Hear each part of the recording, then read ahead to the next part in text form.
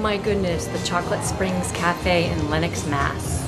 About a month or two ago, I came up to Lenox with a friend of mine and we visited the Chocolate Springs Cafe for the first time, and we instantly fell in love with the atmosphere, the beautiful gourmet chocolates, the gorgeous, delicious, and artistic desserts, the hot chocolate, and of course with the owner, Joshua Needleman.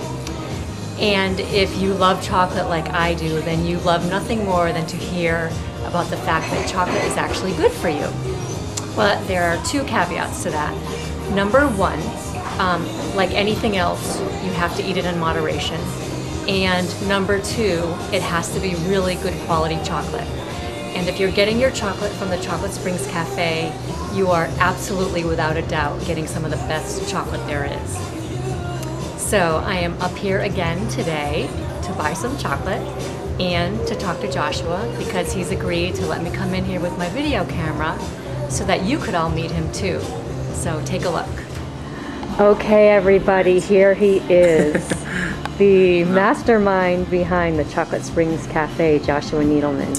Hi, Joshua. Hi, nice to see you. Good, how you doing? Good, good. Great. Yeah, it's a nice day here in Lenox. Yes, yes. I have to start my day with hot chocolate. I won't be correct until I have some. Absolutely, go for it. Go for it. I have to say that your hot chocolate is probably the best I've ever had. Oh, I did have it the last time I was here, and love it. Thanks, love it, love thanks, it. So balance the cream. Yeah, the trick is to have not too much dairy, but and a lot of chocolate. So, but not too much chocolate either. So right. So there's a fine balance, all right? about balance. Yes. Yeah. Very, very good. Yeah. So, you know, I want to thank you, number one, for just allowing me to come in here with my video camera, because I really wanted everybody to meet you and to feast their eyes on your beautiful creations. Right. And maybe even learn a little bit about chocolate. Okay. So it's really a wonderful opportunity, I think, for a lot of people. So thank you. Certainly, my pleasure. So you're welcome. Here to share the joy of chocolate and ultimately life in general. And chocolate's one of those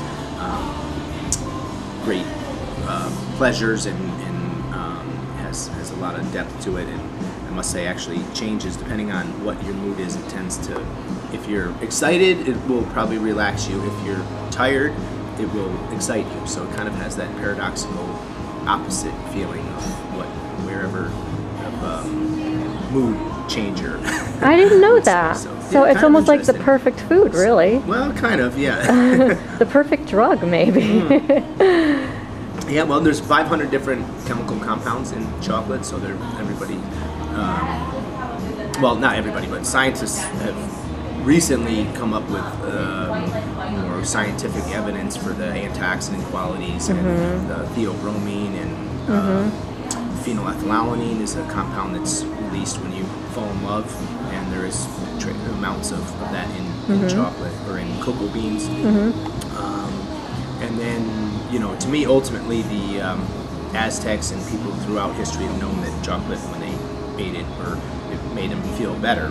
So there has to be some natural reason for that. And science these days says, okay, let's try to find out why is that, kind of break it apart. But at the same time, to me, there's, you know, there's beauty in the whole picture and not only in the pieces of it. So yeah. You know, I feel the same way about food in general. I'm always saying this, that, I mean, we probably still don't know everything there is to know about the benefits we're getting from whole foods versus trying to pick them apart and take the individual nutrients from them. So it's definitely a holistic thing with food. A quick basics of how chocolate's made and where chocolate comes from. Chocolate comes from the cocoa bean, which grows on a tree, which would be, this is the cocoa tree, and then the pod grows right off the trunk, and it's actually colorful when it's growing on the tree. Then normally you would open it up and get the beans are on the inside. So here's a pod that's actually been dried. Oh, you can hear the beans inside. But you actually want to get the beans out before the pod dries, and then they're fermented. So the fermentation process is similar to wine. So a lot of people don't think that know that chocolate is a fermented product, and also you have a similar process to coffee or roasting, because you usually roast the cocoa beans and then grind them into a paste and conch them for 24 hours, 48 hours of constant moving to get them from what would be a crunchy bean almost to a smooth texture. That's the ultimate thing. So on the inside are the beans. These are the cocoa beans. Yeah. When we buy raw cacao beans or cocoa beans, are those fermented? Yeah, they're fermented but not roasted. So when people say, and I do have some of those that are raw beans, whoops, flying beans, that are not roasted yet, and then I do have some roasted ones with the shells off of them. So the thing is these have the shells still on them, and that's where you have to break it. Oh, there you go. So let's see, inside here is the nib. Look at how dark. And then, so there's that. And then here we have some that have been lightly roasted. Now, if you don't roast them too much, you gain just the right amount. Like anything, if you roast an almond, you change the flavor profile. Same thing, you bring out some new character, the cocoa beans, when they're roasted. Can I try a piece of this? Yeah, sure. And then from this state, they're ground, and some percentage of sugar might be added to get, or milk powder to make milk chocolate. So that's almost a whole nother class of how all the different levels. But in short, you have dark chocolate, which is ground cocoa beans, plus a small percentage of sugar, a touch of vanilla, and then the trick is that after you grind these beans, to get chocolate to be fluid, it has to be the micron size has to go down to about 20 microns, where it's very, very fine particles. So when it melts in your mouth, and you don't even know that you're eating little pieces of ground beans. Similar to peanut butter. So you have peanuts, people can relate to that. Then you have peanuts, then you have crunchy peanut butter, and then you have creamy peanut butter. So I like the creamy peanut butter, but everybody has a different taste, or creamy, the more silky chocolate is more our style here. But I do make a chocolate that has cocoa beans in it, called Cocoa Rush.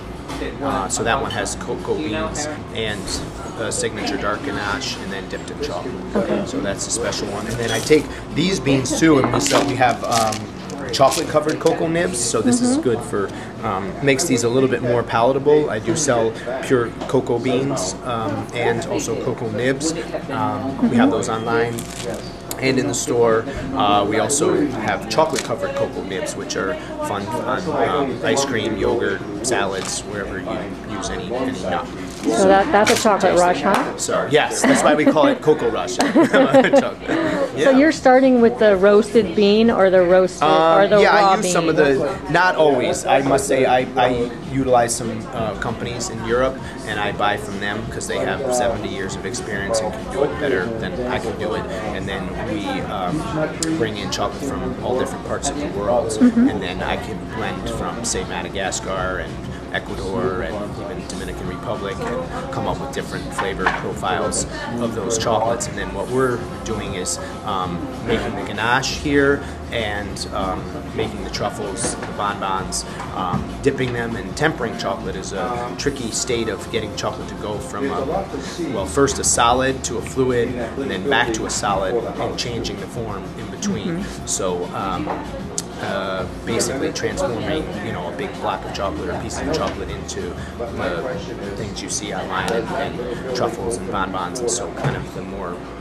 at the end, the artistic presentation side of it is important, and also flavor infusion. So that's where we can add the jasmine tea and steep jasmine tea in the cream, and then pour that on the chocolate and make what's called ganache. So that's an emulsion between the liquid and chocolate. So whereas which gives you a really creamy texture, and then we dip that in tempered chocolate on the outside, so that gives it the snap on the texture. Some ganache. Ooh, Maybe, okay. yes. So this is ganache. This is going to go in for our hot chocolates. So it starts out thicker, and then we add more hot milk to this, and so you're basically eating a hot ganache. I know the people watching this cannot smell this, but this smells so incredible. Nice. Oh So this my is goodness. ganache. Maybe for another video we'll do on making chocolates and ganaches and those things. That would be fun. That would be but fun. This is tasty. Yeah. See, this is what goes into a really good hot chocolate, everybody. Yes. Yum. Yeah. That is so pretty to look at, too. I mean, that's like picture perfect. And I did take a picture, by the way, of one. That's so nice. Yeah. Oh. Yeah, that's good. Could you imagine someone getting this and opening this up? Yeah. How they would feel when they saw that? Yeah. Oh, beautiful. The bonbons. So this one is Cocoa Rush. It has the cocoa beans on the top, and then dark chocolate ganache underneath that, and then dipped in tempered chocolate. This one's with Earl Grey tea infused into the cream and then poured over the chocolate.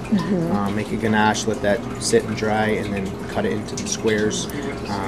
And then fresh raspberry is the Chocolate Springs one, and then a fun one here is Venus, milk chocolate mousse with rum. So Yeah, they're all playful, pretty. fun, Yeah, tasty stuff. a nice variety. You know, very artistic. Thank you. Yeah, thank you very much. So yeah, this one is the